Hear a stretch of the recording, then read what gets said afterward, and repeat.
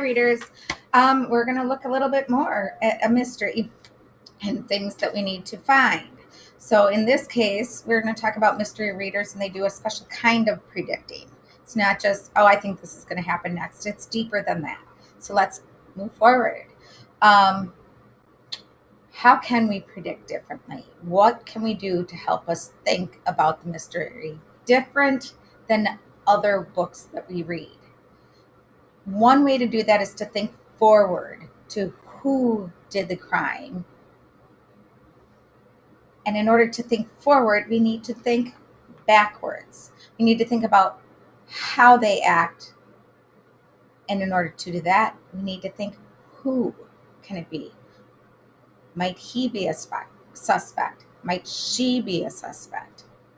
Honestly, who could be a suspect in this book?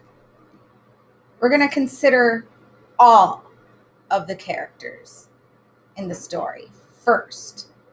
So that includes Amber Lee, who supposedly is the one that got the anonymous letter, Noelle, who is the main detective, Todd, who is Noelle's sidekick, Mr. Merlin, the teacher, and Leon, who kind of seems to be player they keep mentioning as a kid in the class for some reason.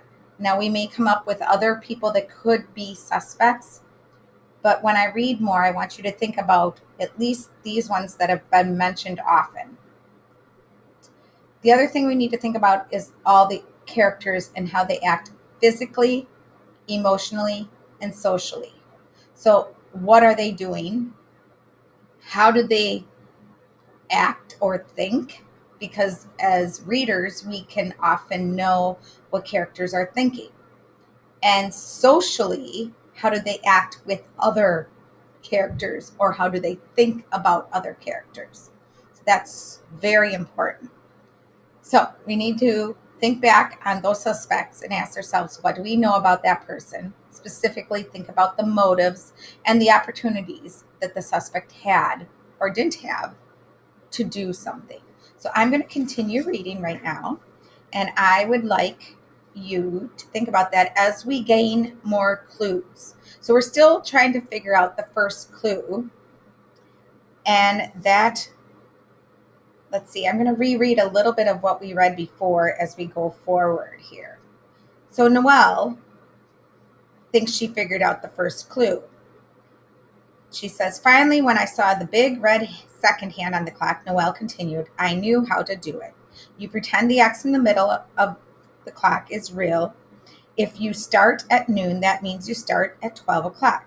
On a real clock, 12 would be the middle E on the top line. If you follow the hands, then you will write the letters the way the hands go around a clock, so clockwise. So if we would do that, take this off here. Here's our letters. We would start at the E, N, V, E, L, O, P, E. And that spells envelope. Excellent, Mr. Merlin said. He held up the envelope that Amber Lee's letter had come in. To solve the mystery, we need to start with the envelope. Well, that is the one thing that they do have as evidence or a clue. So what's special about that? Amber Lee said. It just looks like a plain old envelope to me. He turned around and started to write on the chalkboard. Again, he wrote, now he wrote this. So you see the order that those letters go in? Okay. ASBLXAIVA. Here's a new secret code clue. It'll tell you that something you need to know about the envelope. Amber Lee yelled out, Shavilla. So she did it the same way that you did for envelope. The class laughed. Mr. Merlin smiled. Good try, Amber Lee, but this is a different secret code. Noelle had started to say Subvilla too, and she was glad she hadn't. But now she didn't know what this new secret clue meant either. Think of a clock. Okay. Here are some new clues. The middle of the clock is X. Okay, that's like the last one. You should go the other way. Noelle raised her hand. Salivub, Amberly shouted. Excellent, Mr. Merlin said. Noelle knew it too. She wished she had shouted it out just like Amberly had. But leave off the AB at the end, Amberly. Those are just the first two letters of the alphabet. They're only used to fill up the square. So it should say saliva, Misty Goforth said. What's that?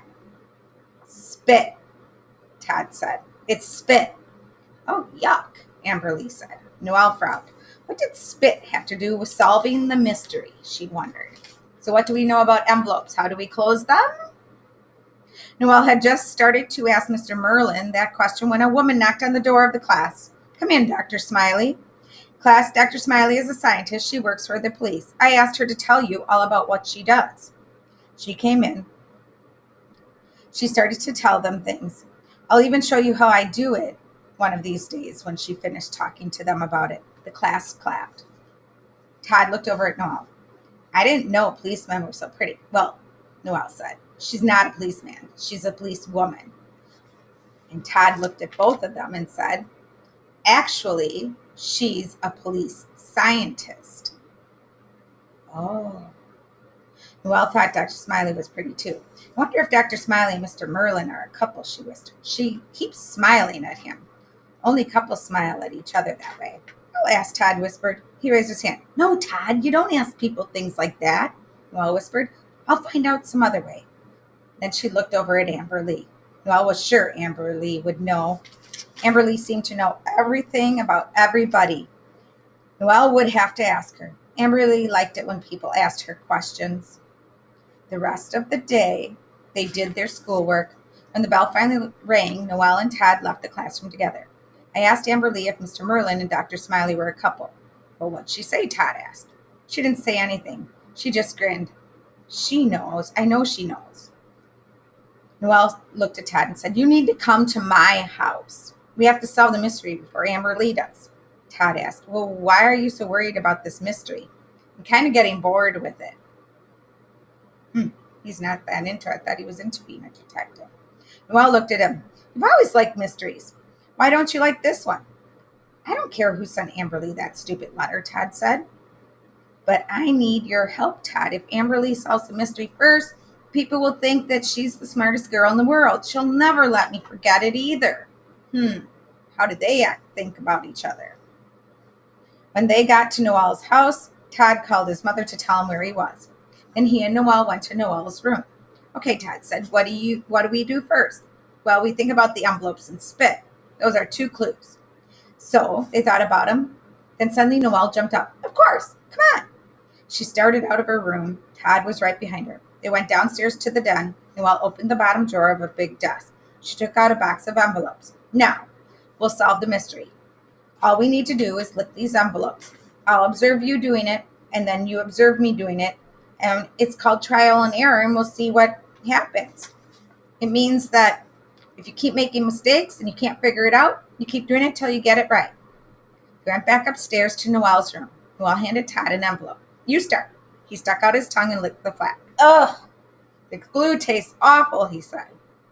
He looked at Noelle. Did you notice anything when I licked it? He asked. She sighed. Nothing. That must have been an error. Watch me. Okay, Todd said. Noelle licked the flap of her envelope. Todd was right, she thought. The glue tasted awful. What happened when I licked the flap? Noelle asked. Nothing. Todd said, I guess it's another error. You didn't see anything that would help us solve the mystery? Nope. Todd shook his head. I know we're missing something. We have spit and we have envelopes. Those are the 2 things Mr. Merlin said we need to solve the mystery. I guess we'll just have to keep licking these envelopes. They continued until the entire box was empty. Well, maybe Mr. Merlin will give us some more clues tomorrow, Noelle said. I just hope that Amber Lee hasn't solved the mystery. They literally used all the envelopes. The whole floor is covered with them. Well, what do we know about our characters? Let's see. Think about why the character might want the crime to happen. It was an anonymous thing, so maybe somebody doesn't want Amberly to know that they like her. And what chance did the suspect have to commit the crime? So it has to be somebody that could slide it into her desk or locker and like sneak it to her. So they had to be somebody in the class, I would think. But I don't know. So, did you notice that before I can figure out the mystery, before I can make a prediction, I have to collect all my thoughts about each suspect. So, I want you to take time and think about each of the suspects and what we know so far about them. If you need to re-listen to some chapters, go ahead and do that. But think also, what would the envelope and spit have to do with it? When I read this next chapter, at our next lesson, I think you'll have an even better idea. But I want you to think about these things when you are doing your mystery book. Everybody can be considered a suspect. Everybody. Have fun with it.